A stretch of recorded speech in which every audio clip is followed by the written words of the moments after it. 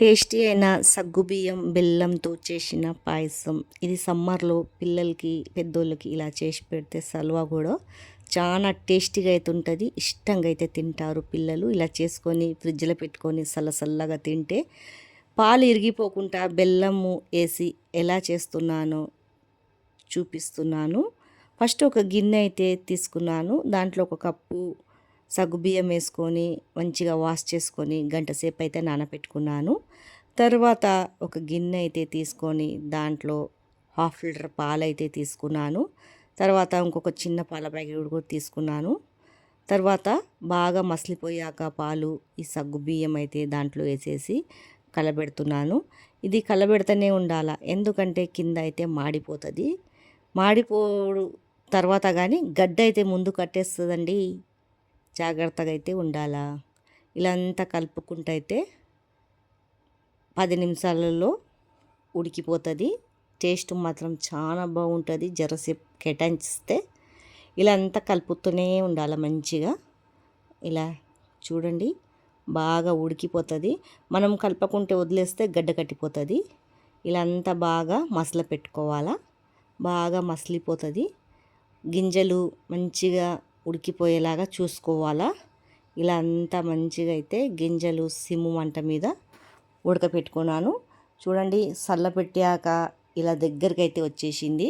దింపేసి పక్కకు పెట్టి ఒక గిన్నె పెట్టుకొని మనకు టేస్ట్కి సరిపోయేంత బెల్లం అయితే వేసుకొని ఇలా అయితే బెల్లంని అయితే చేసుకున్నాను. ఇలా చేసుకున్నాక పక్కకు అయితే పెట్టేస్తానండి. ఇది కూడా చల్లగా అయిపోవాలా. ఒక 10 నిమిషాల తర్వాత ఈ పాయసంలో దీంట్లో బెల్లం అయితే వేసేయాలి. ఎందుకంటే ఇరిగిపోకుండా అయితే పాలు చల్లగా అయిపోయాక వేస్తేనే అప్పుడే బాగుంటుంది. వేడి మీద వేస్తే పాలు పలిగిపోతుంది. ఇవి రెండు చల్లగా చేశాక అప్పుడే కలుపుకోవాలి రెండింటిని. ఇలా అంతా అయితే మంచిగా మిక్సింగ్ చేసుకోవాలి. టేస్ట్ చాలా బాగుంటుంది. ఇలా మిక్సింగ్ చేసుకొని మొత్తము చూడండి ఇలా చేస్తున్నాను కదా మిక్సింగ్. మొత్తం మిక్సింగ్ అయితే అయిపోతుంది. ఇలా అంతా మంచిగా కలుపుకుంటున్నాను. ఏం కింద అడుగు అంటకుంటూ ఉంటుంది. మంచిగా ఉంటుంది ఇలా కలుపుకుంటూనే ఉంటే. తర్వాత అయితే చూడండి ఇలా అయిపోతుంది. మొత్తం కలిపేశాక మంచిగా ఉడికిపోతుంది. సగ్గుబియ్యము గింజలు గింజలు పైనుంచి ఇలాచి పౌడర్ వేసి మరొకసారి ఇలా కలుపుకోవాలా.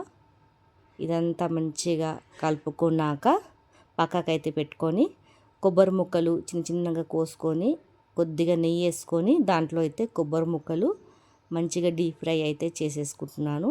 నేనైతే కొబ్బరి ముక్కలు ఇలా మంచిగా తలుగుతుందని నోటికి వేసుకుంటున్నాను. దాంట్లో కొద్దిగా కిస్మిస్లు కూడా వేస్తున్నాను.